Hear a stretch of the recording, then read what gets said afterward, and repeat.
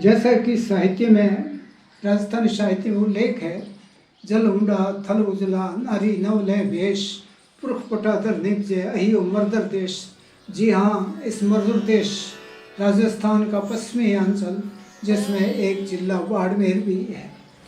बाड़मेर वर्तमान में भारत के और राजस्थान के इतिहास में एक विशिष्ट स्थान रखता है, क्योंकि सीमांत क्षेत्र का है। बाड़मेर नगर, जहां हम जब स्टेशन पर पहुंचते हैं तो सीधी सड़क, जिस सड़क का नाम स्टेशन रोड है, इसके किनारे बड़े बड़े बैंक बिल्डिंग और आगे जाकर गांधी चौक है।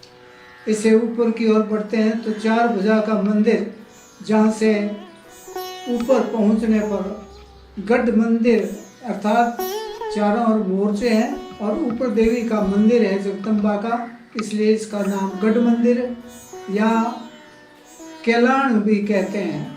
परमारों के शासन के अंतकाल में राठौड़ वंशी शासकों ने इसे एक छोटे रूप में स्थापित किया और धीरे धीरे विकास होने के साथ इसका निरंतर क्षेत्र बढ़ता गया। इस जगदम्बा मंदिर के आगे प्रांगण में वर्तमान में जो चीज़ें आई वो आज़ादी से पूर्व मुंशी हरदयाल सिंह जी ने जिन्होंने उल्लेख किया है कि बाड़मेर की बसावट पहाड़ पर है। पहाड़ से ऊपर वहाँ एक मंदिर आया हुआ है जिसे जगदम्बा का मंदिर कहते हैं। मंदिर उस समय बना हुआ था, लेकिन आज़ादी के बाद में ठाकुर हिंदू सिंह जी और रावत उमेश सिंह जी ने इसका प्रबंध संभालना शुरू किया।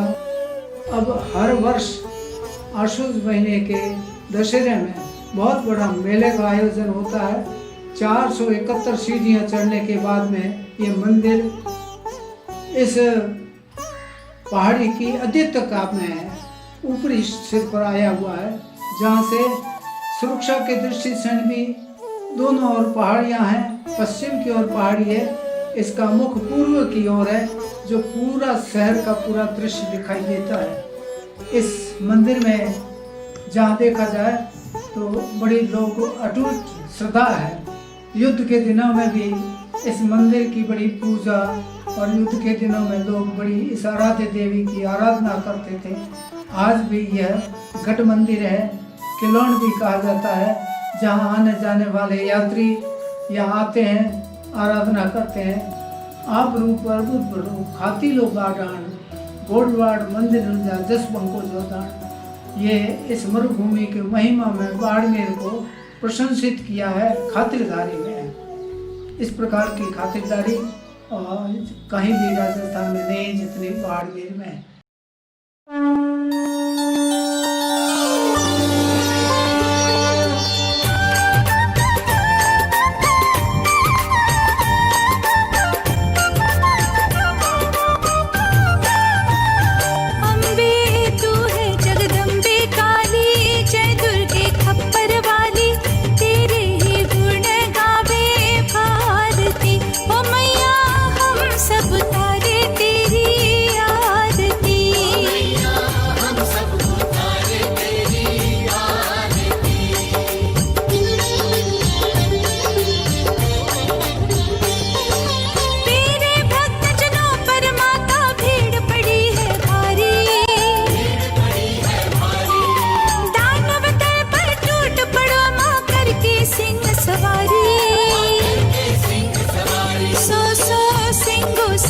बलशाली अष्टभुजाओं वाली दुष्टों को तू ही ललकारती।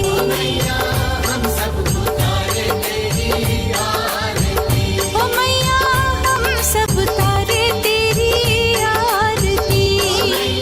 हम सब तारे तेरी आरती, हम सब तारे तेरी आरती। मैं यहाँ मंदिर को सेवा करने 2007 से आ रहा हूँ। कई भक्तों का डेली नियम है सुबह मंदिर आके दर्शन करने का, और कई भक्तों के तो असाध्य रोग क्या समस्याएं भी माता जी ने सही की और वो यहाँ आ रहे हैं।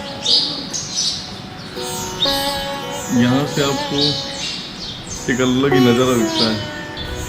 मंदिर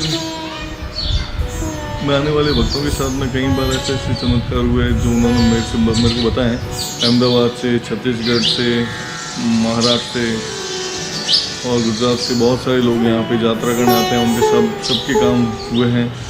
मैं करीब यहाँ पे करीब 30 साल से आ रहा हूँ लगातार। जो मैंने कामना मांगी थी माँ से वो मेरी आज तक पूरी हो गई। मैं अभी बीच में करीब 4 महीने में मंदिर नहीं आ सका, क्यों मेरे को तकलीफ हो गई। तो माँ को याद किया, माँ ने वापस मुझे उठा के और सही रास्ते पे ला के वापस माँ के दरबार बुला दिया। जय माँ अम्बे। हम लोग तो भाई सुन बैठे हैं, हम लोग प्रातःकालीन रूप से है और हम लोग रोज यहाँ पे आते हैं। यहाँ पे कुछ लोग ऐसे जो 30 सालों से आ रहे हैं, मेरे को भी 15-20 साल मेरे को भी हो गए और बाकी सब लोग जो भी है 15-20 सालों से यहाँ पे आ रहे हैं। यहाँ मंदिर में करीब 30 वर्ष से आ रहा हूँ और दैनिक आता हूँ। यहाँ आने के बाद में आध्यात्मिक शांति मिलती है, मुझे स्वास्थ्य मेरा अच्छा रहता है। मैं यहाँ से महावीर नगर से आता हूँ तो करीबन यहाँ से पैदल आता हूँ तो करीबन यहाँ से 4 किलोमीटर आना जाना मेरा 6-7 किलोमीटर हो जाता है। करीब 5-7 साल से आ रहा हूँ। मेरे यहाँ आने के बाद मतलब एक मानसिक आत्मिक शांति खूब बढ़िया मिलती है। तो जिस दिन नहीं आ पाता हूँ तो उस दिन बहुत अपने आप को अनकम्फर्टेबल फील करता हूँ। मुझे तो दिनांक भी याद है 18/8/84 से रेगुलर सर्दी, गर्मी, बरसात, आंधी, तूफान, किसी भी स्थिति में मैं यहाँ पहुँचता हूँ। आज मेरी उम्र 60 साल हो चुकी है, लेकिन मेरी फिटनेस 20 साल वाली थी। और लोगों ने मेरे को कई बार कहा भी है कि आप गढ़ मंदिर की सीढ़ियाँ न चढ़ें क्योंकि आपके घुटने खराब हो जाएंगे, परंतु मैं लगातार गढ़ मंदिर आ रहा हूँ और मेरे कोई तकलीफ नहीं है।